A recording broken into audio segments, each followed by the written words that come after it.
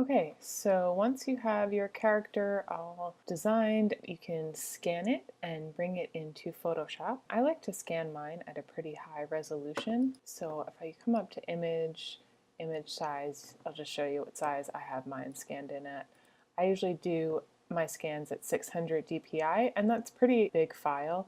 If you don't have a ton of room on your computer, or you're just practicing and you don't want to take up a lot of space, you can start with 300 dpi and you can make the pixel size smaller. For practicing, it really doesn't matter, and we're going to have a lot of layers in this file, so if you don't want to create a big file, go ahead and do a smaller resolution. But if this is something you think you might print or send to a client, I would definitely do a resolution of 600 and make it big. You can always make it smaller later. If you already have your drawing in Photoshop, that's great. You can just get started and use that the same way as we're using the background sketch, as I'll be using the background sketch here. So getting your workspace in Photoshop really organized and having it set up to work for you is something I think is really important, because it just helps your work be more fluid and you can work faster and easier. So setting yourself up in the beginning and just having some preset workspaces, I think, is really helpful. So the first thing I do is I get my workspace set up. So these are all workspaces that I've created for myself. And what the workspace is, if you haven't worked with that before, is just the way all your windows, all these tab groups are set up. So this is how I like mine. You can obviously do yours however you want. The windows we'll be using for this project are brushes. I always have my history open. I'll definitely need layers, and I'm going to show you how to use the libraries, and I think swatches is another important one to have open. Make sure you come up to your window and all of these are checked and open. You can move stuff around however makes sense to you, but for right now it would be a good idea to start with this. And then if you want to save your workspace, if you like the way it's set up, you can come up here to Window, Workspace, and create a new workspace. And then you just type in whatever you want to call it and press Save. I'm going to hit Cancel. And then once you press Save, it'll be up in this top row up here. So that's creating a workspace. The next thing I like to do is have my libraries set up. So these libraries you can use throughout all of Adobe's programs, which is pretty awesome. What we're going to do now is make a brush library.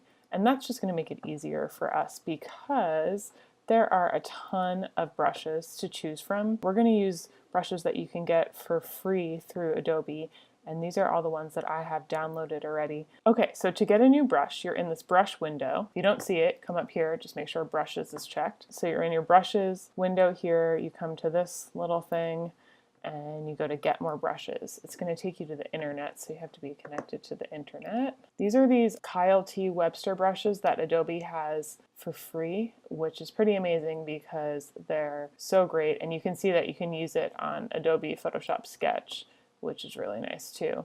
So you can download any of these. The ones that we'll be using are watercolor, gouache. I like these runny inkers and the dry media too. Any of the other ones that sound good to you. To download, you just click download. It's going to go into your download folder, wherever that is on your computer.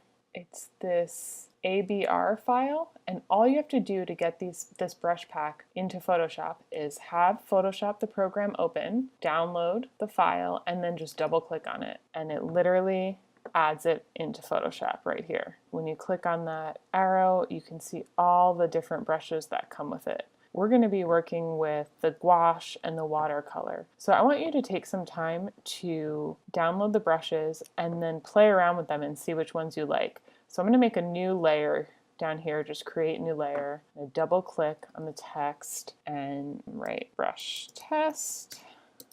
So we can just test out what some of these brushes look like. I'm going to zoom in on my image. I literally go through and try every brush when I download a new pack. And I know maybe that sounds annoying, but I think it's kind of fun, and then you can really find which ones you like the most. You can see why these gouache ones are really nice. They add a lot of texture. And you can see all that brushiness. And I'm using the pen tablet, so you can add different pressure. With each brush setting, that will change depending on how the brush is set up. So when you find one that you like, we're going to add it into a library. So you can come up to your libraries window, go in the drop down and do create new library. I'll call it Skillshare create. And all you do, and this is why I have my windows set up like this is why I have my workspace like this, because I just take the brush and drop it into here. And then it's saved. It's pretty awesome. So I would take some time and go through and find the brushes that you like, the textures that you think are interesting, save them to your library. So we're going to use some gouache brushes. We're going to use some of these watercolor brushes are really great. And the watercolor erasers are nice because that erases out a nice edge. So definitely want to get some erasers in there. Here are these runny inkers. This will be nice if you're planning on doing an outline. They look really natural and they have a lot of texture too. So take time, find a couple brushes that you think are interesting, that you enjoy the textures of, build up your library,